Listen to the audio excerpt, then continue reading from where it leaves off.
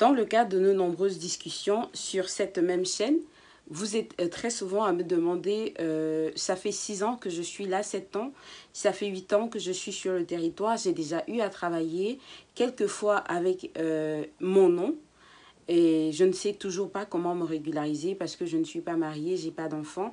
Eh bien, il faut savoir qu'il y a une forme de régularisation qui existe et qui s'appelle la régularisation par le travail. Dans cette vidéo, je vais m'évertuer à lever un pan de voile sur ce que c'est que la régularisation par le travail. Restez connectés et on se retrouve juste derrière.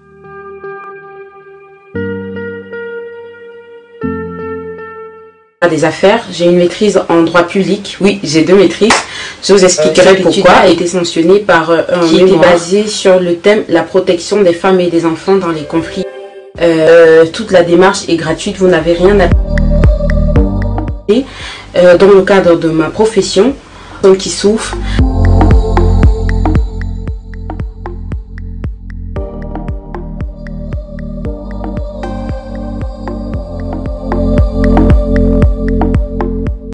Bonjour et bienvenue dans ce point de droit. Je suis ravie de vous retrouver pour vous parler de la régularisation par le travail. Eh bien, qu'est-ce que c'est? Un travailleur étranger en situation irrégulière peut obtenir une admission exceptionnelle au titre de séjour en obtenant un titre de séjour salarié ou alors un titre de séjour travailleur temporaire.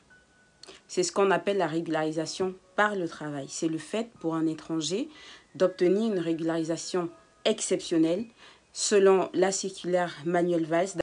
Comme base juridique de la régularisation par le travail, il faut noter que vous avez les dispositions de l'article L313 alinéa 14 du CESEDA. Vous avez également les dispositions du Code de travail français, puisque nous y sommes. En ces articles R 5221 alinéa 17 à 5221 alinéa 22. Vous avez plus précisément la circulaire dite circulaire Manuel Valls du 28 novembre 2012 relative à l'admission exceptionnelle au séjour des étrangers en situation irrégulière. On va tout de suite se lancer. Je vais vous parler des conditions pour bénéficier de ce type de régularisation. Je vais vous parler des démarches à accomplir, de l'examen du dossier ainsi que de la délivrance du titre de séjour. Alors, il faut savoir qu'il existe des conditions d'ordre général, c'est moi qui les catégorise ainsi. Alors, il y a des conditions d'ordre général et des conditions d'ordre spécifique. Comme condition d'ordre général, vous avez le fait de parler la langue française un minimum, le fait de ne pas être en situation de polygamie, le fait de ne pas être une menace, de ne pas constituer une menace à l'ordre public. Ça, c'est ce que j'appelle moi des conditions d'ordre général. À côté d'elles, on a des conditions d'ordre spécifique qui sont relatives à l'ancienneté de séjour ainsi que à la condition de travail. L'ancienneté de séjour va vous demander de faire ne serait-ce que 5 ans sur le territoire ou ne serait-ce que 3 ans sur le territoire. Alors, pour ce qui est de la conditionnalité de travail, il faut avoir fait 5 ans sur le territoire français et pouvoir justifier de 30 fiches de paye sur les 5 années ou alors de 8 fiches de paye sur les 2 dernières années. Si vous avez fait 3 ans sur le territoire français, il faut pouvoir justifier de 24 fiches de paye sur les 3 années ou 8 fiches sur la dernière année. J'espère que c'est assez clair pour vous. De toute façon, je suis là, je réponds aux questions. Si vous ne comprenez pas très bien, vous pouvez mener vos recherches à votre niveau. Donc, 5 ans sur le territoire ou 3 ans sur le territoire. À la base, il faut pouvoir présenter un contrat de travail ou présenter une promesse d'embauche. Alors, le titre qu'on va vous remettre va dépendre de ce que vous avez donc présenté à la base. Si c'est une promesse d'embauche, si c'est un contrat de travail CDD ou c'est un contrat de travail CDI, eh bien, le traitement ne sera pas similaire. Alors, pour ce qui est de la délivrance du titre de séjour, je vous prie de noter que si vous présentez un contrat de travail à durée déterminée, un CDD, eh bien, vous aurez droit à un titre de séjour travailleur temporaire qui sera valable la durée du contrat que vous avez présenté. Donc, si vous avez un contrat de 8 mois, on vous délivrera un titre de séjour de 8 mois. Travailleur temporaire. Si vous présentez à contrario un un contrat de travail à durée indéterminée, eh bien, vous aurez droit à un titre de séjour, encore appelé titre de séjour salarié, valable 1 an et renouvelable selon les cas. Donc, il faut savoir que la régularisation par le travail est beaucoup plus sous le joug de la circulaire Valls, qui n'est qu'une circulaire d'application et donc qui est plutôt discrétionnaire, donc qui n'oblige pas véritablement les préfets ou les sous-préfets. C'est dire que ça n'a pas une certaine force probante. Ça n'a pas une véritable force de loi, en fait. Je ne sais pas comment vous l'expliquer, mais ce n'est pas assez fort que les dispositions du CESEDA, par exemple. Le CESEDA a entendu Code de l'entrée et du séjour des étrangers et du droit d'asile en France. Alors, je vous fais remarquer que le visa n'est pas exigé. Dans le cadre de la régularisation par le travail, vous n'avez pas besoin de présenter un visa ou d'être rentré régulièrement sur le territoire. C'est pour ça qu'on vous dit le visa n'est pas exigé.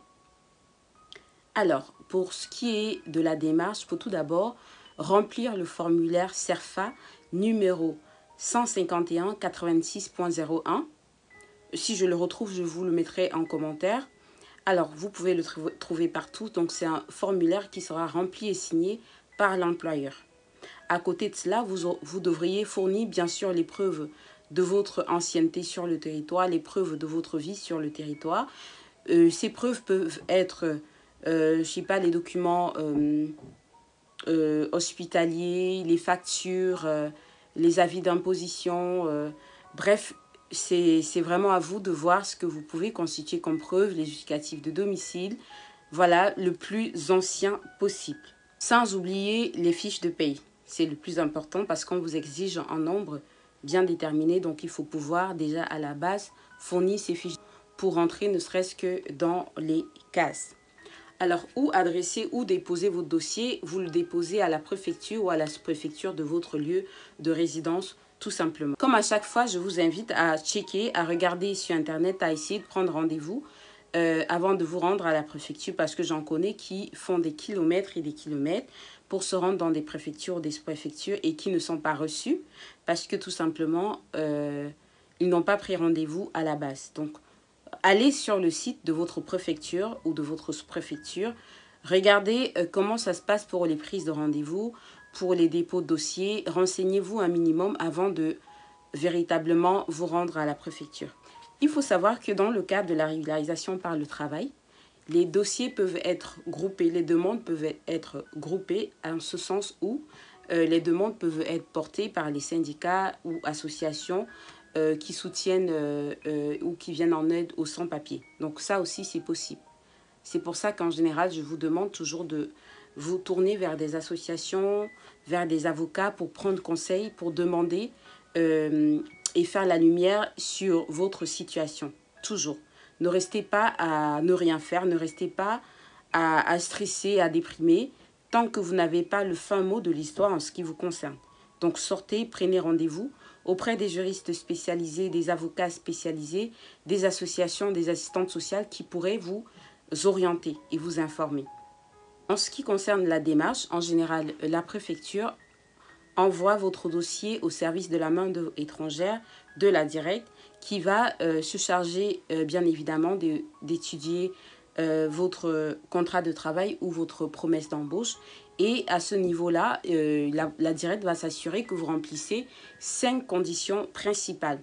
Donc, je vais vous les noter juste là, les conditions à remplir au niveau de la Directe, qui sont l'adéquation entre la qualification, l'expérience de l'étranger et les caractéristiques de l'emploi, le respect par l'employeur de la législation relative au travail et à la protection sociale, le respect des règles d'exercice par l'employeur s'il s'agit d'une profession réglementée, les conditions d'emploi et de rémunération proposées à l'étranger, le salaire mensuel qui doit être au moins égal au SMIC, soit 1539,42 centimes brut, montant pouvant être atteint avec plusieurs contrats. L'endroit où vous allez travailler peut quelquefois intervenir, peut constituer également une condition, mais à partir du moment où vous remplissez clairement les 5 conditions, on peut faire fi sur ces conditions-là en général. À ce niveau, moi, ce que je vous conseille de faire, c'est d'obtenir un contrat de travail à durée indéterminée en CDI parce que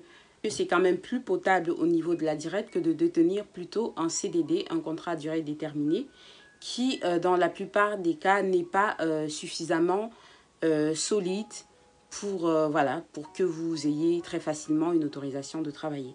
Donc privilégiez, mettez en avant plus les CDI. Les CDI sont vraiment recommandés.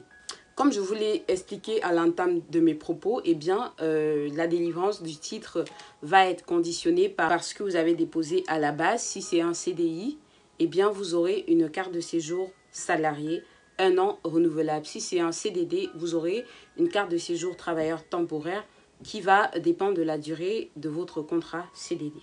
Ce sera tout pour ce point de droit. Je vous retrouve dans le tout prochain. Au revoir.